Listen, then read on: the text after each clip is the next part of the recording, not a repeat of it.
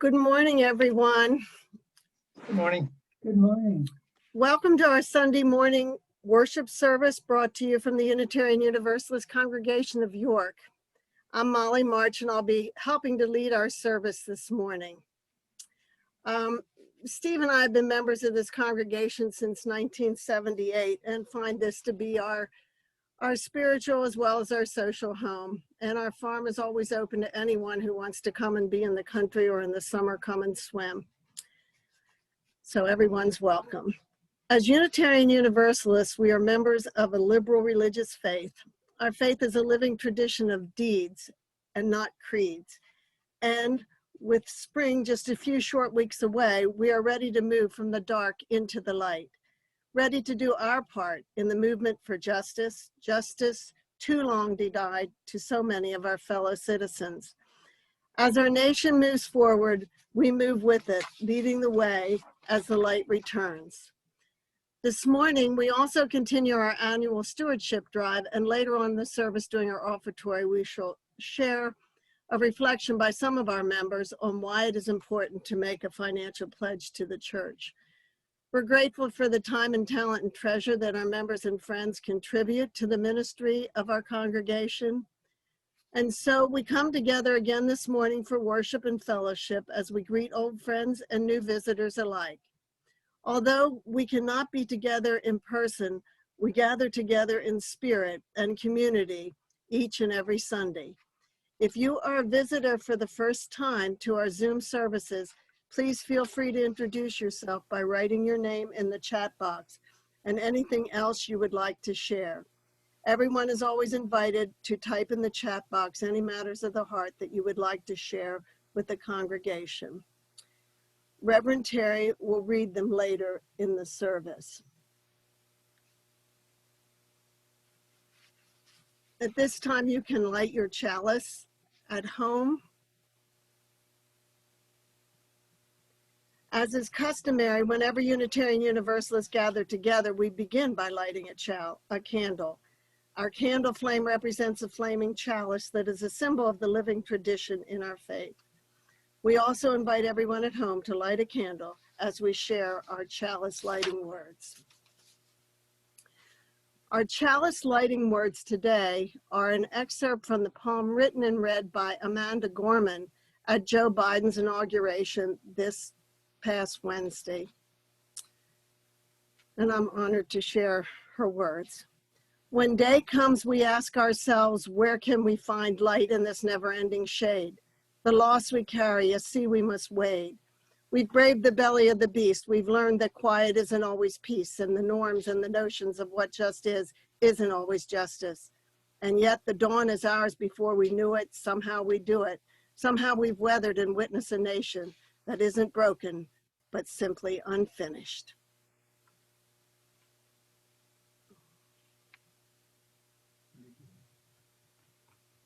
This joy that I have, the world didn't give it to me. Oh, this joy that I have, the world didn't give it to me. Don't you know that? This joy that I have, the world didn't give it to me. Oh, I said the world didn't give it, the world can't take it away. Oh, this strength that I have, this strength that I have, this strength that I have. Oh, yeah, now. The world didn't give it to me. The world didn't give it to me. This strength that I have. Oh, yeah. The world didn't give it to me. The world didn't give it to me. This strength that I have. Oh, yeah. The world didn't give it to me. Oh, I said the world didn't give it. The world can't take it away. Oh, this love that I have. This love that I have. Oh, yeah, now. The world didn't give it to me. The world didn't give it to me. This love that I have. Oh, yeah. The world didn't give it to me. Don't you know that? This love that I have, yeah. The world didn't give it to me. Singing, the world didn't give it. The world can't take it away. Oh, this pride that I have, this pride that I have. This pride that I have. Oh, yeah, now. The world didn't give it to me. The world didn't give it to me. This pride I said the world didn't give it to me. Don't you know My that sound good? this pride that I have, yeah. I turned my mic on. Didn't give it to me. Oh, I said I the did. world didn't give it. The world can't take it away. All this peace that I have. Oh, yeah. The world didn't give it to me. The world didn't give me my peace that I have. Oh, yeah, now. The world didn't give it to me. Won't you sing about peace? This peace that I have. Oh, yeah, now. The world didn't give it to me.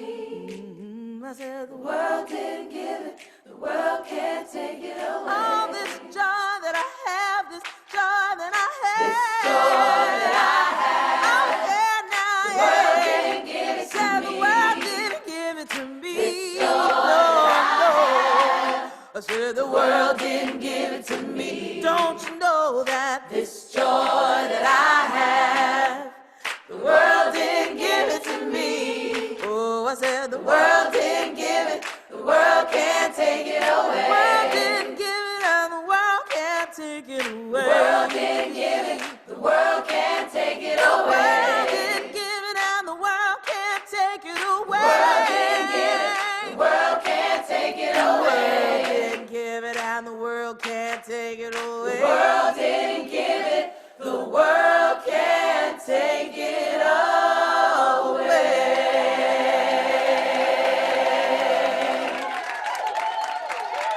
Resistance Revival Chorus believes in the words written by the poet Toy Derricott when she wrote, "Joy is an act of resistance." We believe in the words of Mr. Harry Belafonte, who said, "When the movement is strong, the music is strong." We sing to revive the hearts of those who fight for social justice, and we sing together for freedom.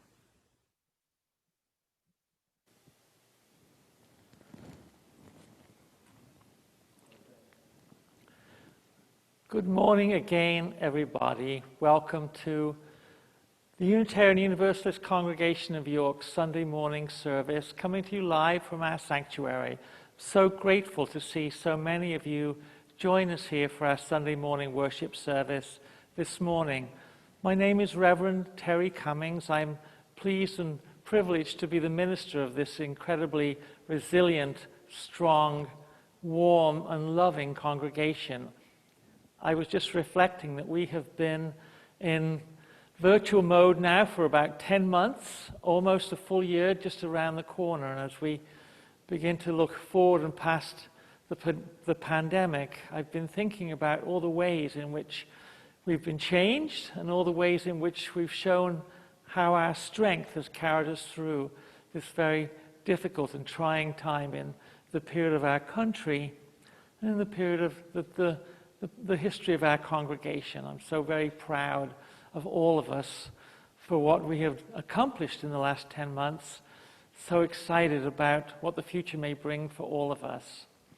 And so as we enter our special hour of worship together, I'm going to invite you to join with me in a few moments of prayer or meditation. Let us spend some time centering and just shutting out the world outside as we enter into this time of community and spiritual nurturing together. Although we are not here in person, we are together in heart and in spirit. I invite you to maybe turn off the video on your Zoom screen, close your eyes, sit back in your chair, center yourself, take a few deep breaths. Breathe in, feeling the magic and the beauty just in the act of breathing. Change your position so that your back is straight, your body relaxed, your hands gently resting on your lap or your tummy. Close your eyes. Focus on your breath. Breathing in. Breathing out your beautiful breath. Just in this moment, accept that your mind is perfect and free, untouched by the world around you. Your wonderful mind and your thoughts are a gift. Breathe in. Feel your breath. Appreciate the love that is in your breath. And next, reflect on your beautiful heart, your loving, kind, generous heart that floats within you. Your mind and your heart make up who you are. You can allow the sounds of your beating heart to muffle the din that is outside. And once more we breathe, focusing on our breath, letting it in and out, and marveling at the wonderful effect of our breath on our body, on our mind, and on our heart. And we feel now the presence of our amazing bodies. Complex, imperfect. They limit us, they cause us pain, they slow us down, they speed us up. They incite our senses in wonder. Each one is perfect in its uniqueness. Our bodies are a window on the world and the universe beyond. Breathe in and think about your wonderful mind, your beautiful body, your amazing heart, holding you together in peace. I invite you to join with me in the spirit of prayer. Spirit of life-giving love and love-giving life, amid all the anger and the discord in the world around us, we ask that you open us up to receive joy, to share gratitudes. May our hearts be open to love. May our minds be open to truth. Though we're not gathered in person, we are gathered, Holy One, in spirit, in community, and in purpose. May we always gather, always be connected to each other in this amazing world. And now let us bring our minds, our hearts, our bodies back into the place of worship wherever we may be. Bring our beautiful hearts to this sacred moment. Feel our bodies breathing in, breathing out, breathing in, breathing out. And when you're ready, open your eyes again. Welcome back to our worship space. Our opening music is a Swahili hymn sung by a Mennonite Amish choir. I'll be saying a few words about this hymn from our teal hymnal in my reflection a little while from now. But for now, enjoy the words. Thanks to our teachers, peace to the nations.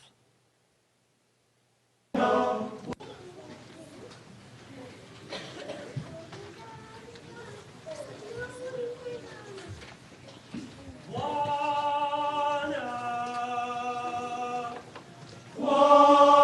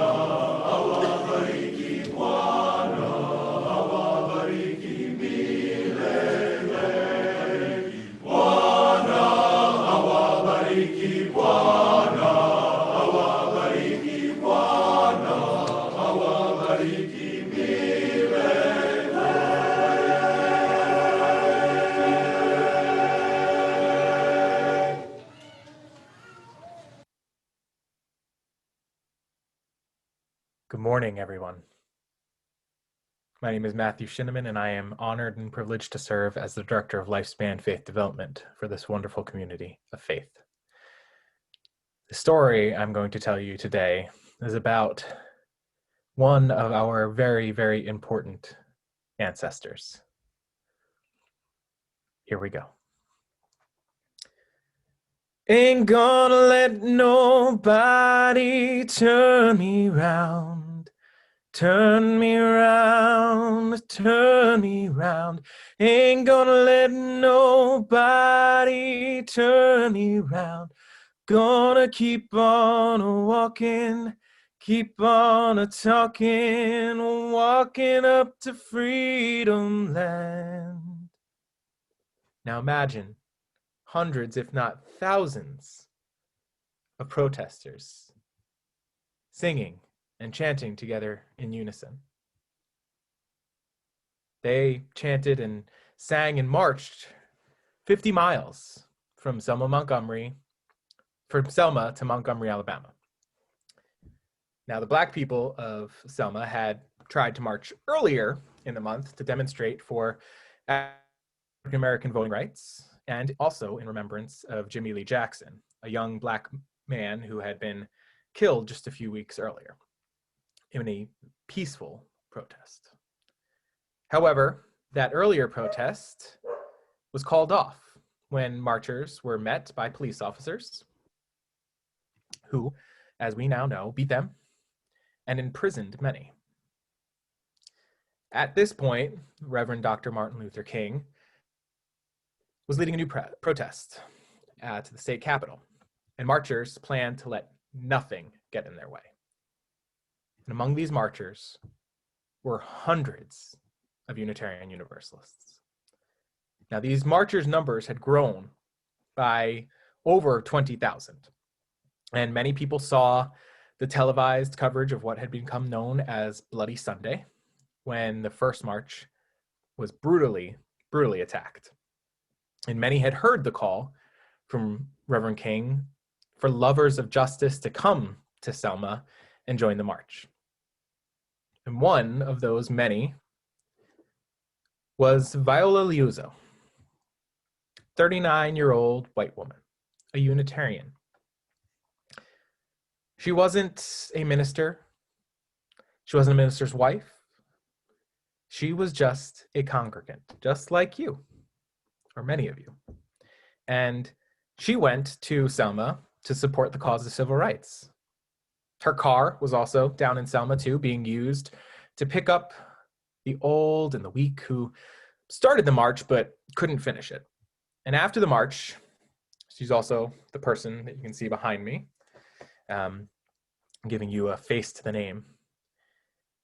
After the march, she helped carpool many supporters to the airport, to the bus, train stations, so on. But Viola herself would not be going home. Home for her was Detroit, Michigan. It had once been our lovely state of Pennsylvania, where she was born, then Tennessee, and then Georgia. Now her family had moved to where her father and mother could find work, which wasn't always easy. Her family struggled. Yet as hard as a time as her family has had, she always could see that Black people in Tennessee and in Georgia had a much harder time. Viola asked herself questions about why some people had so much wealth and others had so little. She wondered what the color of a person's skin had to do with whether or not they could be a hard worker or not, or a good student. And when her family moved to Michigan, she thought it would get better. But in Michigan, she encountered a segregation like she had never, ever seen before. She saw how white people and Black people lived two completely different worlds. And she wondered why people thought that she couldn't be friends with Black people. And all of that thinking helped Viola shape firm opinions about what is right, wrong, and fair. And once she made up her mind, nobody was going to turn her around. So she worked for economic justice and education reform in Detroit, and she worked for civil rights with the NAACP. And when she did not see that her beliefs and values reflected in the Catholic church that she attended, she left and she joined the First Unitarian Universalist Church of Detroit. And when she saw what was happening down in Selma and heard Reverend King's call, there was nothing that was going to stop her from doing what she believed she had to do, to go down to Selma and support the march. But there were many, including her husband, who were very concerned. Viola, it might be dangerous. I know, she replied. Viola, you might get killed, he said. I know, she answered. But before anyone else could try and talk her out of it, Viola was in her station wagon heading down to Alabama. Ain't nobody gonna turn me around. She used her car.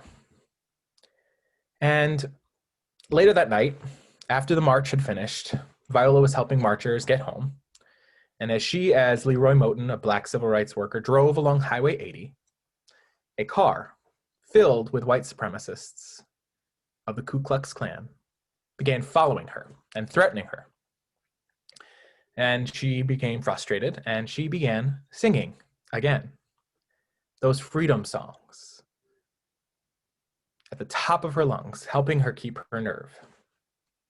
Well, 20 miles later, the men were still following her, and along a very lonely and desolate strip of highway, they pulled up right next to her and they shot her, and she died. And she was killed because she was a white woman trying to help Black people claim their civil rights. Many thought that this would stop the civil rights movement, right? If those white people want to come help, we'll just kill them and it'll be over. But no. Instead, it was actually like a mighty tide. And it kept on rolling towards freedom. Ain't nobody gonna turn me around. They were outraged. They put more pressure on legislators in DC to pass Voting Rights Act. And Viola's dedication to her values and her sacrifice helped all people get just a little bit closer to Freedom Land. There's a plaque in Montgomery, Alabama, honoring her. And there's also one hanging in the UUA headquarters in Boston. There are a lot of stories that are told about UU forebears and our ancestors, and they are very important people. But almost all of them are people who are called to the formal ministry, people who are called and settled ministers, people doing the formal work. But the reality is, we are not the church. Those who are called to those positions, we are not the single force of the church. The church is you all. The church is all who call and profess Unitarian Universalism as their faith, just as Viola did. You do not need to be a minister to be a hero. All you need to do is stand firm in your beliefs and take action. I hope you will consider that and consider how you all can be heroes by living out your faith. Blessed be. Amen. Enjoy the rest of the service.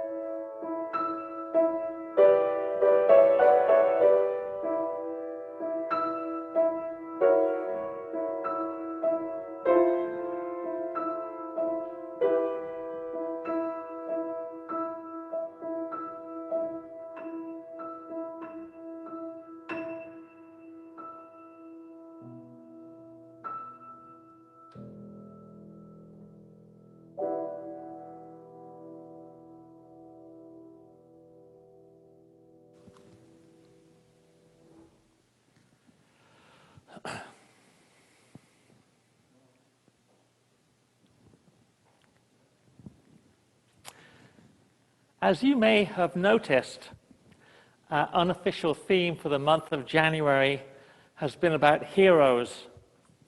From Bilbo Baggins, the Hobbit, to Martin Luther King, the civil rights leader.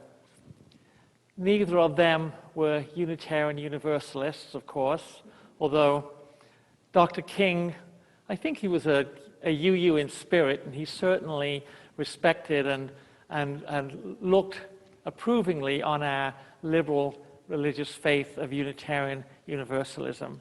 And part of me has a fantasy that maybe Tolkien would have identified Bilbo Baggins as a Unitarian Universalist if he'd thought about it.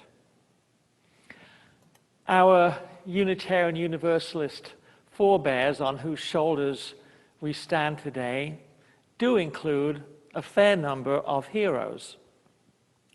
People like Viola Luther, who Matt Chinnaman just shared her story with us today.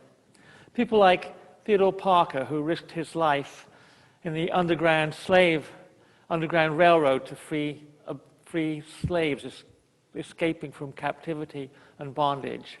Parker had to keep a pistol and a sword in his house because his life was in danger for the work that he did. Not many of us have heard of the Sharps, Reverend Waitshill Sharp and Martha Sharp, who in the late 1930s and early 1940s went to Germany and helped hundreds of Jewish immigrants leave oppression, helped them to safety, risked their lives, and had they been caught, they would have been sent to a concentration camp for sure.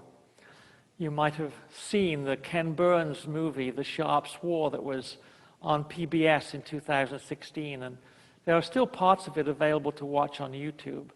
The Sharps are indeed heroes of UU history. We Unitarian Universalists, we tend to be a privileged bunch. We're mostly white, well-educated. We have more than our fair share of class privilege and male privilege, many of us. And while we sometimes seem to consider ourselves to be the prophets who have arrived, we have a lot of work to do still, not just prophesize. One of the hymns that we played this morning from our Teal hymnal, number 1033, Bwana Awa Bariki, is a Swahili song. And you saw it sung by white men in a mostly white church. I love that song, and I love that it's in our hymnal, but I wonder, are we exercising our privilege by even including it in our hymnal? There are a number of African American songs in our Teal hymnal, and as we gather again in person, we'll be having a conversation. Is it right? Is it appropriate for us to sing them? We love them, but they're not ours. Our Teal and our gray hymnal are replete with incidences like this. We've taken from the Christian tradition. We're often accused of being too Christian in our music. But are we also too white, or are we too privileged? I don't know the answer to these questions. I have some ideas. But I do know that as we move past the pandemic and begin to gather again in person, questions of privilege and what we do with it and how we use it as a force for good are discussions that I think we should have. There are many Unitarian Universalists on our timeline who are not heroes, but who nevertheless did the work of showing up and using their privilege to good purpose. One of my favorites is a woman called Lydia Marie Child. Lydia was born in 1802, I think it was. She went to Harvard, very educated woman. She became a school teacher.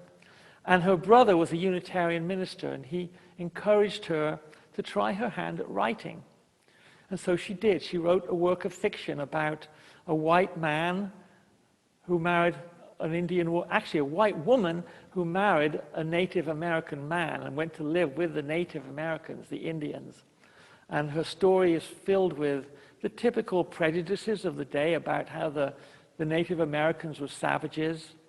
But all in all, for the times, she did a very empathetic work. And her book was sensationally famous. She made a lot of money from it, a lot of notoriety, and she had a really great literary career ahead of her. Except that in the early 1830s, when she was in her early 30s, she realized how terrible slavery was and how African Americans were the victims of terrible oppression and mistreatment. And she wrote another book in which she advocated for the immediate emancipation of all African American slaves without compensation to their white slaveholders. The book brought her much criticism. It brought a sad end to a very promising literary career. She received hate mail. She was accused of betraying the teachings of Jesus Christ, believe it or not. Lydia Marie Child used her privilege for good. Her husband, by the way, David Child, spent the family fortune trying to import European sugar beets into northern farms so that the northern states would be weaned of their dependence on the slave states for sugar and sugar beet plantation, sugar cane plantations. And they were left broke by this because it failed. Lydia Marie Child is an example of a Unitarian Universalist who used her privilege for good. She didn't necessarily risk her life, but she made the sacrifices.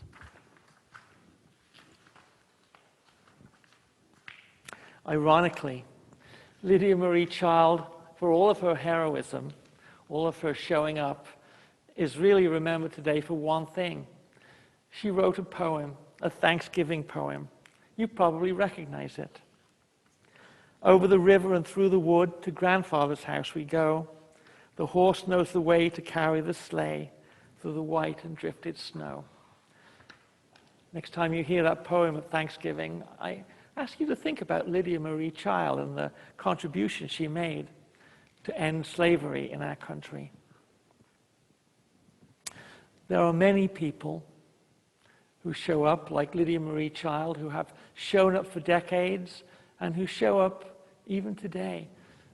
People in our own congregation who, if I name them, would be horribly embarrassed, so I won't do so. But you know who you are. And many of my clergy colleagues and people that I've worked with in other congregations who show up every day, do the work of undoing racism, climate justice, women's justice, so many things that we do. Over the last several months, indeed over the last few years, we've seen the sharp edge of white supremacy cause havoc and outrage time after time in our country.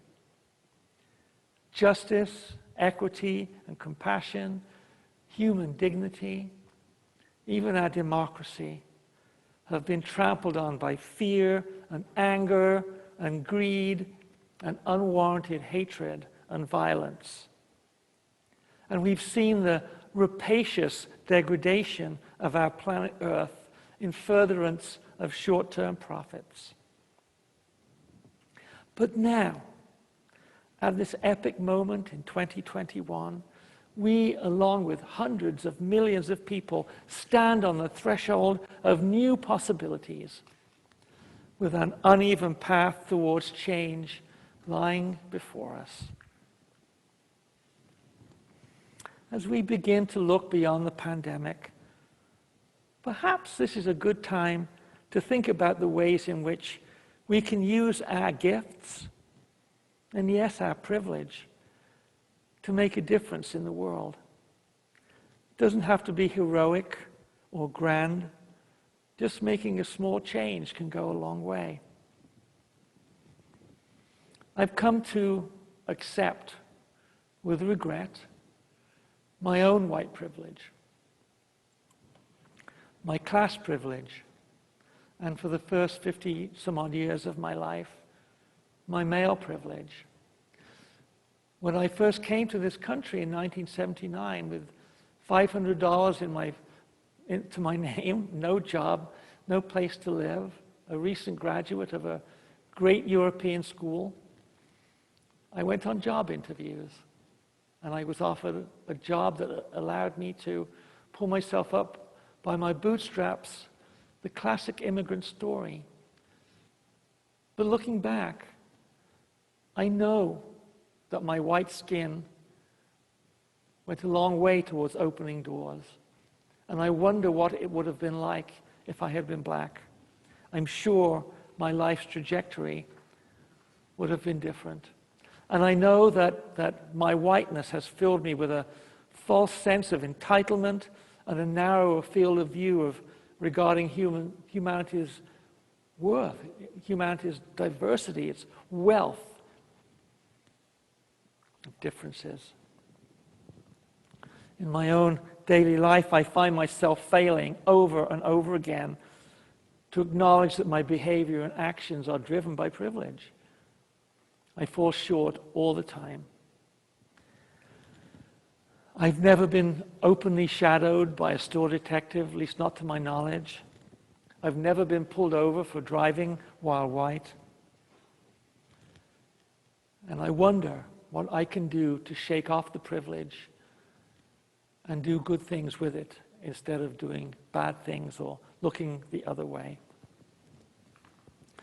Last June, the Washington Post ran an article entitled "Template for Using White Privilege to Fight Racism."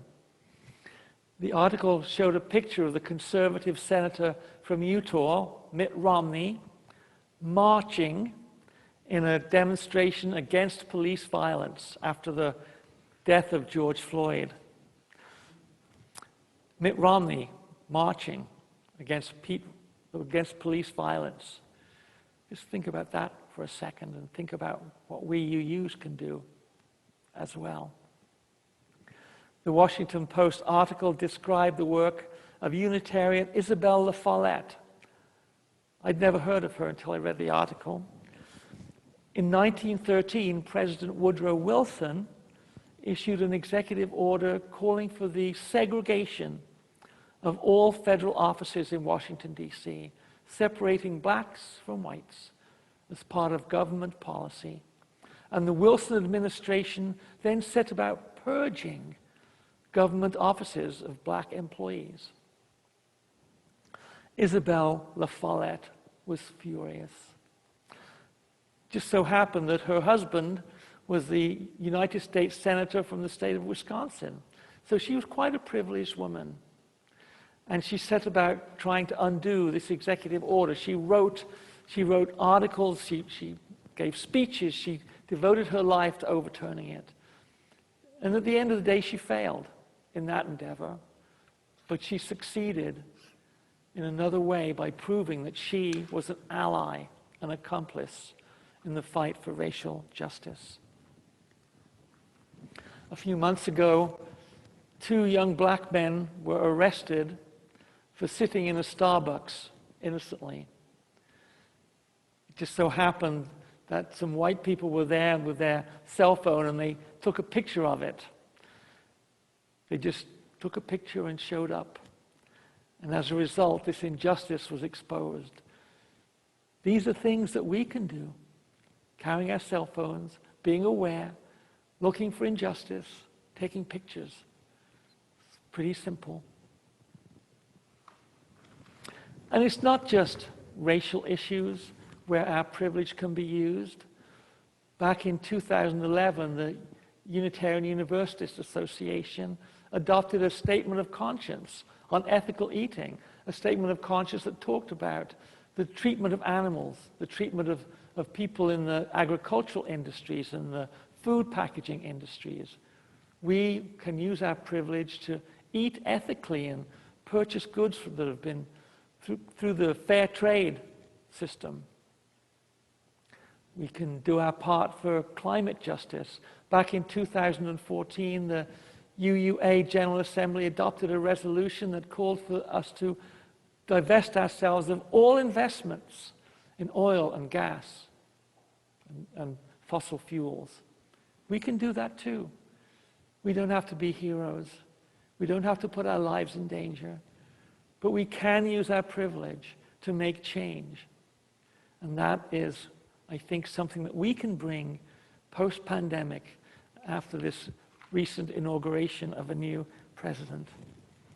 And so I invite you to send me your ideas. What do you think we can do? What do you think your minister can get behind?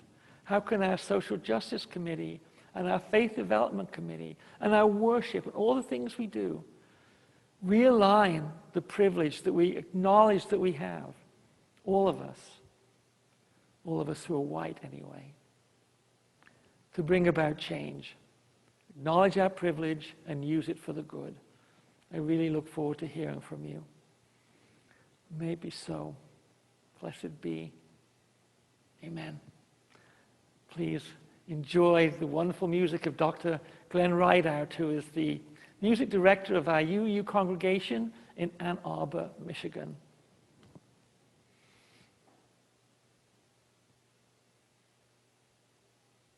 We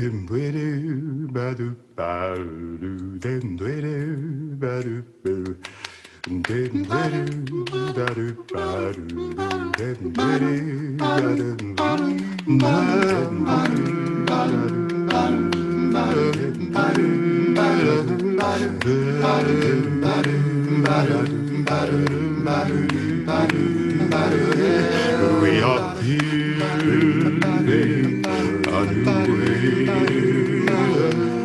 We are building a new way. We are building a new way, feeling stronger every day. We are building a new way. We are working to be free. We are working to be free. We are working to be free. Hate and greed and jealousy. We are working to be free. We can feed our every need. We can feed our every need. We can feed our every need. Start with love, that is the seed. We can feed our every need. Peace and freedom is our cry. Peace and freedom is our cry. Peace and freedom is our cry. Without these the world will die. Peace and freedom is our cry. We are building a new way. We are building a new way. We are building a new way, feeling stronger every day. We are building a new way. We are building a new way, feeling stronger every day. We are building a new way.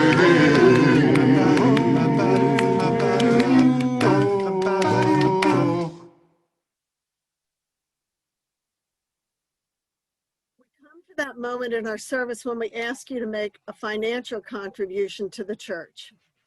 Your generosity helps to defray UUCY's operating expenses, and it also helps our organization and our community that are engaged in work that is in keeping with our Unitarian Universalist principles and values.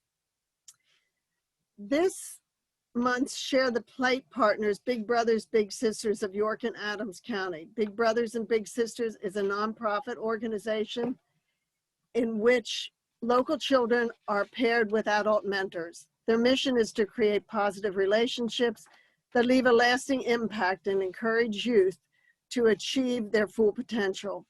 Big Brothers and Big Sisters of York aims to grow children's confidence, help them avoid risky behaviors, and succeed academically. They have offices here in York and also in Gettysburg. We ask that you please be generous as you can. No donation is too small. Your financial gifts will be used wisely.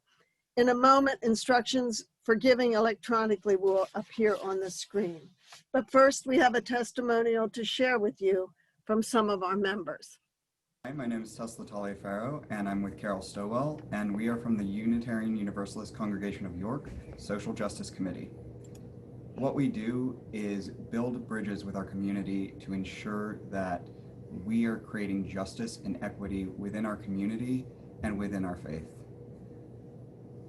So an example would be UPlan, which is our Unitarian statewide Pennsylvania Legislative Advocacy Network, and it is a Share the Plate partner for UUCY. And I'm on the board, and our minister, Reverend Terry, just joined the board. And we had our annual meeting here at our church this past spring.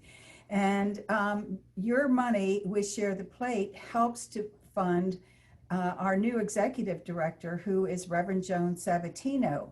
And we have been meeting with her and other advocates like March on Harrisburg to work on good government reform in our state capital.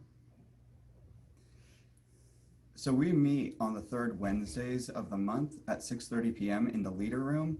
And that's when the different committees, or with the different teams, including the racial justice team, the good government team that Carol heads, our mental health team, which is brand new this year, our LGBTQI equality team, and our immigration team, and our food and housing insecurity team, all to get together to talk.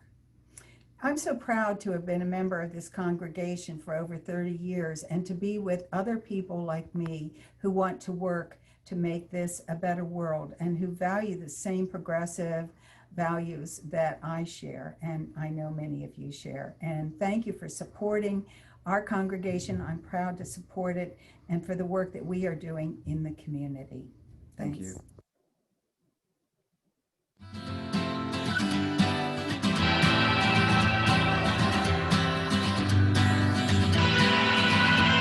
There's a fork in the road in front of me, at the crossroads of identity. The devil is standing to the left. He says either way they both lead to death. And the high road's dead in steep, and the low road's easy and deep. Guess I'll follow my feet. Guess I'll follow my feet. I've a friend who lies and steals and cheats, or he's taking more than he can eat. He says to get what I want, I would probably kill. If I don't take it, somebody else will. And the high road's dead in steep, and the low road's easy and deep. Guess I'll follow my feet. Guess I'll follow my feet.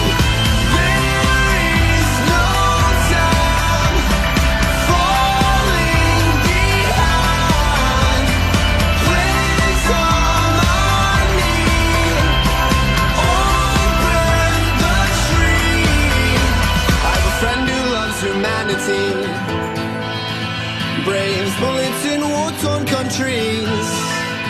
He traded a life of wealth to help the poor and ill. He says if I don't do it, nobody will. And the high road's dead in steep, and the low road's easy and deep. Guess I'll follow my feet. Guess I'll follow my feet.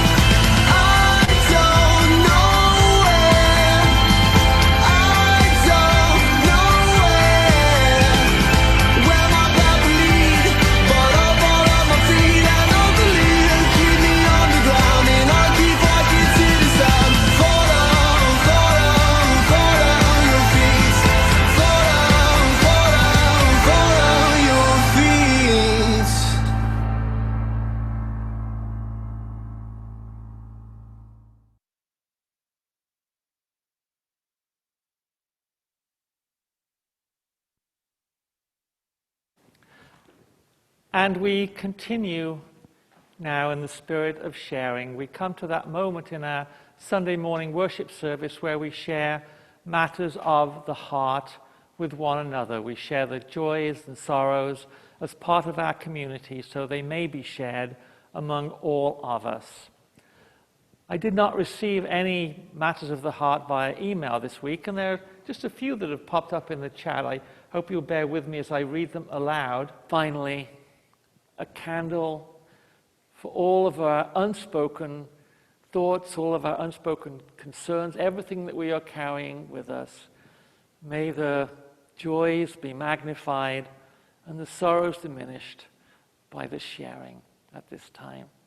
Thank you all of you who shared your thoughts, concerns, matters of the heart with us this morning. And now we move to a musical interlude played by our very own beloved music director, Gretchen Decker.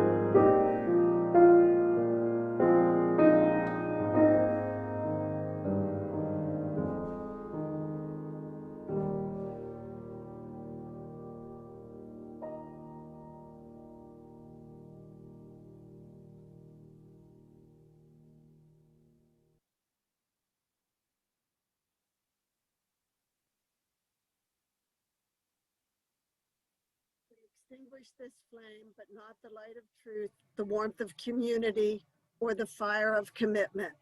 These we carry in our hearts until we are together again. Like 7 million people last week, I was completely awed by the beautiful words of Sandra Gorman, who read the most amazing inaugural poem I've ever heard. I was thinking, boy, I want to be just like her when I grow up. And so we end our service today as we began with an excerpt from her wonderful poem, The Hill We Climb. So let us leave behind a country better than the one we were left. With every breath from my bronze-pounded chest, we will raise this wounded world into a wondrous one. We will rise from the golden hills of the west. We will rise from the windswept northeast, where our forefathers first realized revolution. We will rise from the lake-rimmed cities of the Midwestern states. We will rise from the sun-baked south. We will rebuild, reconcile, and recover in every known nook of our nation, in every corner called our country. Our people, diverse and beautiful, will emerge battered and beautiful. When the day comes, we step out of the shade of flame and unafraid. The new dawn blooms as we free it, for there is always light, if only we are brave enough to see it, if only we are brave enough to be it. May your branches grow wide, may your roots grow deep. Our worship is over, our service begins. Thanks so much for joining us today. Go in love, go in peace, go in gratitude, go safely, and please come next Sunday and hear Reverend David Horst lead worship. I'll see you all in 2 weeks.